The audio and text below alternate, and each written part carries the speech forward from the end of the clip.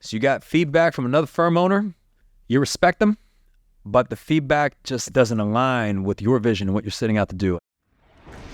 But maybe they're telling you, hey, this is a great marketing strategy. Maybe they're telling you like, hey, billboard's the answer, radio's the answer, social media is the answer, pay-per-click's the answer, I don't know, whatever, TikTok ads are the answer.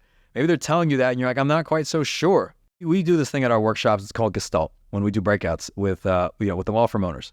And we do this because we've learned over the years that in order to make experience shares and breakouts as effective as possible, you have to have somewhat of a framework and a structure to being able to receive feedback and even giving feedback.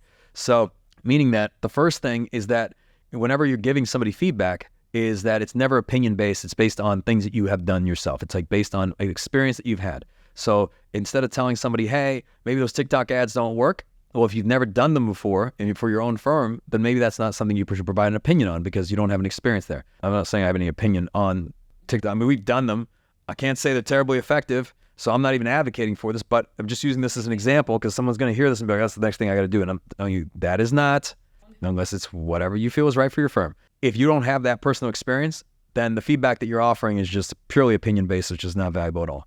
Then when you do have experience with something, you're just sharing, here's what worked for me, and here's what didn't work. So in my experience, when we did this, here's how it worked for us, and here's what didn't work.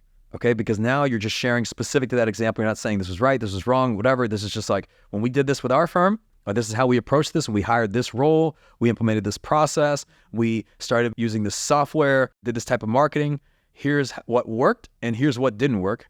But then ultimately, you got to make the best decision for your firm, because whatever information you receive, you're an adult, right? And we work with adults, and you have to own whatever decision you make. So you can't say, well, they told me to do it, right? And then you did it, and you bought little like pictures of monkeys on the internet for millions of dollars in these NFTs, and then you're like, but they told me it was a good investment, right? And it's like, okay, well, who's the sucker? Well, they told me that if I bet on the sports team that they were going to win by X amount. And it's like, oh, did they come from the future? The point is, like, you as an adult have to take complete ownership of your life and ownership of your decision making, especially when it concerns your business.